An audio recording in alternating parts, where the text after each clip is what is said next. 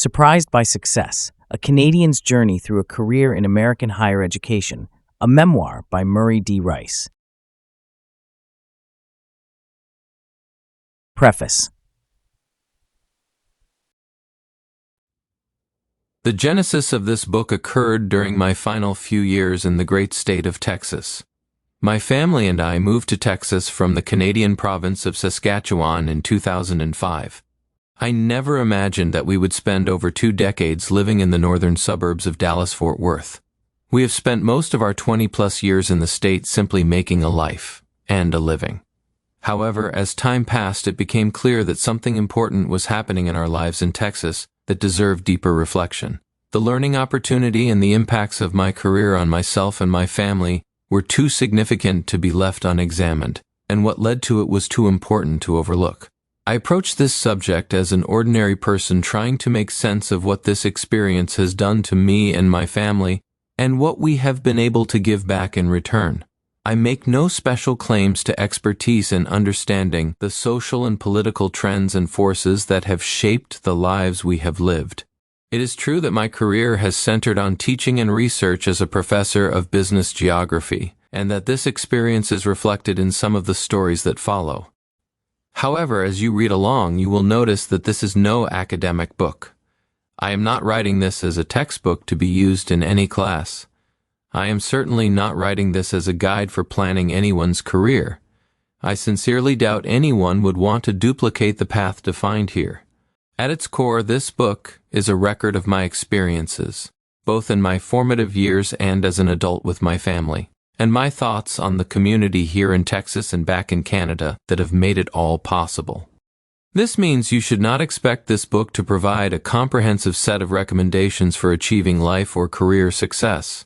You will undoubtedly encounter some career-related insights as you read, and I hope you find them solid. But rather than being crafted to help you in a job search, plan your career, give you the 10 steps to success in a job interview or anything similar, this book is more fundamentally about a bigger and more important picture yet, how you and I think about life and work, and who we are really, outside of the work identities that society encourages us to take on.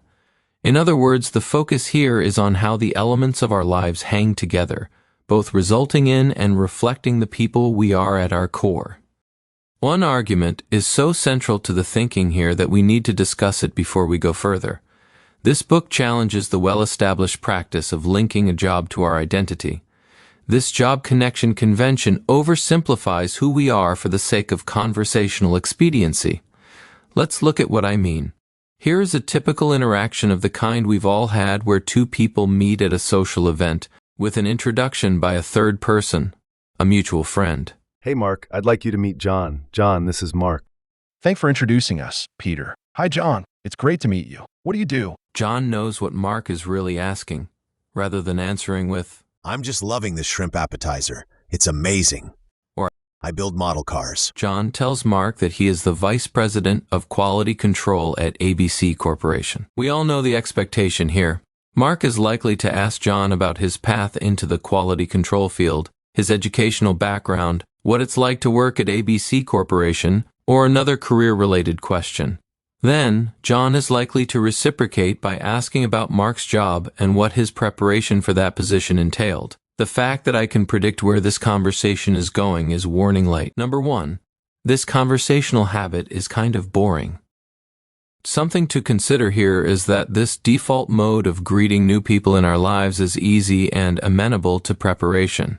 It's not as if the answer changes every week, at least I hope not. That's why it has become such a habit at social events of all kinds. We all have our set speech on what our job is, blah blah blah. However, this is also why this default is expected. It is so anticipated that many of us hardly have to think about how we will answer it or ask it. It comes up all the time. It is also a big warning light, number 2, telling us that our jobs have taken on a role they do not deserve and a place of such central importance and meaning in our lives that it skews our values. It is worthwhile for all of us to consider this idea that work-related identities have gained prominence beyond their deserved status. In the process, this greeting habit reduces the apparent value of a human life to a mere function being served, with I am my job being the mantra. to question this for yourself. Take these questions posed in the context of the meeting between John and Mark. So maybe John is indeed a vice president of quality control, and he really enjoys his job. But does liking what you do for your monthly salary rise to the level of essentially defining your personal identity? Also, perhaps the primary thing that gets John up in the morning is the opportunity to get to know the neighbors on his block. What he really wants to see is the neighborhood coming alive, with neighbors getting to know one another for the first time. But does the lack of pay for taking on this role somehow make it a lesser activity? Does his paid role at work automatically become his most valuable contribution to society? Maybe it is, but maybe it isn't. Alternatively, perhaps John is really energized by restoring his 1966 Ford Mustang, and he invests several hours each week in that project. Is it possible that knowing this will bring us closer to understanding what makes John tick than learning about his work? Lastly, maybe John was VP of Quality Control until last week, but then he was let go. Further, he is embarrassed at being out of a job, perhaps another symptom of the problem addressed here. Is it a good thing that we use an introduction convention that might make someone like John feel like, maybe I'll just stay at home? Note one other thing. The point here is not that it is somehow wrong to talk about our work lives. I assume we're still going to have a mix of, what do you do? Questions to answer for a long time yet. Even I can see there is real value in the introduction sequence, from finding out what occupations we all have. But is it a good idea to have it first on our list, every single time? And when we do this, might it not serve everyone's needs better to have an alternative set of questions and curiosities to explore as well? We can do better than the default job-centric conversations we all have now. This book, then, gets at the, really, what are you doing with your life? Kind of question for all of us. The book is a collection of stories and ruminations about life and work, and the often substantial connections between the two. You will also find my reflections on the overall arc of what I see as the grand story that our little stories fall within. As you will see, some of these stories are directly related to work, while others are not. The point here is that all these stories have contributed to making me the person I am today, my tendencies, preferences, skills, and deficits. One possibility is that something happens that helps you see your life in a new way, giving you the energy and motivation to change it. Another possibility is that something happens that enables you to see those around you with a fresh, new perspective, again making it possible for you to approach your life in a new way. What about you? I would challenge you to test this for yourself. See how stories from far beyond the workplace still have something important to say about the complex thing that is your life in total. What you do with life at any age is the product of experience. But don't let life fool you into thinking you can predict where you are going. Experience often leads to better outcomes, but that doesn't mean what happens is any less unexpected.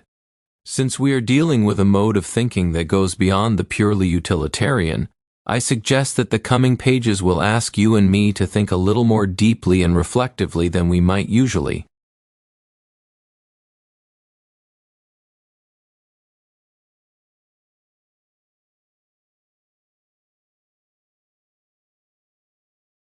There is something you can do to prepare yourself for the adventure we are about to share. I recommend this preparation because I think it is useful, but it's not a prerequisite for the book.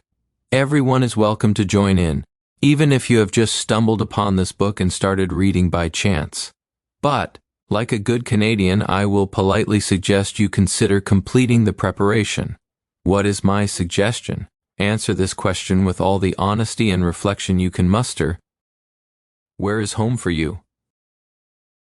Rather than answering immediately with a simple response like, I live in Vancouver or my house is at 1411 Maple Street, I want to encourage you to take a few minutes to reflect in depth on what I am asking here. By asking you to consider this question in a significant way, I suggest you broaden your thinking and explore the cloud of other, perhaps more revealing, questions the simple initial question relates to. To begin to see the world in the deeper terms I am calling for, consider these follow-up questions for the initial "what is home for you" question. Feel free to record others as they come to you. Where do you spend your time during the week? Where do you go for coffee with a friend? Where do you feel the most free to live the life you are pursuing? Where do you feel like you truly belong? Can you draw a sketch map of your neighborhood? Is there a place that excites you just to think about? Where? Why? Tell me about your neighbors. And sure, let's throw into our mental stew pot, where do you work? Allowing an initial gateway question to become a cascading array of more profound, penetrating questions helps us transition into the deeper mode this book is about. Each of these questions has a strong connection to our personal sense of home, but there's no easy answer to any of them.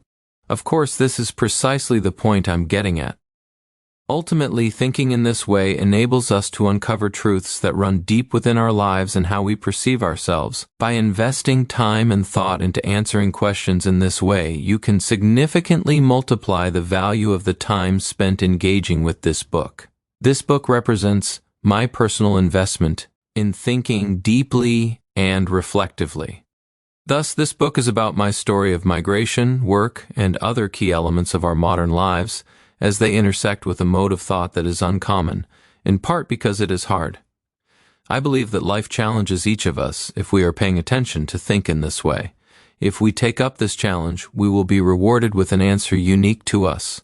Ultimately, this book is a call to learn about our world and, just as importantly, about ourselves. This book is also inevitably about the changes in attitude, perspective, and status that come with a maturing outlook on life. I have addressed this maturation here for myself, as these things have defined and been defined by the course of my life with my family. Most importantly, I also deal with what we have learned from the seasons and events of our lives. From doing this on my own, I have learned that there is only one way to do this well, by painstakingly examining our experiences one by one, taking the time to truly reflect on what we have learned throughout the seasons of our lives. Now, in this book, I want to share this experience with you. You will find that in these pages I go to real places in my life, places that have true meaning, and in some cases are difficult for me to navigate. These pages will give you some idea of our circumstances and decisions as we have migrated, settled, lived, and worked in a new land.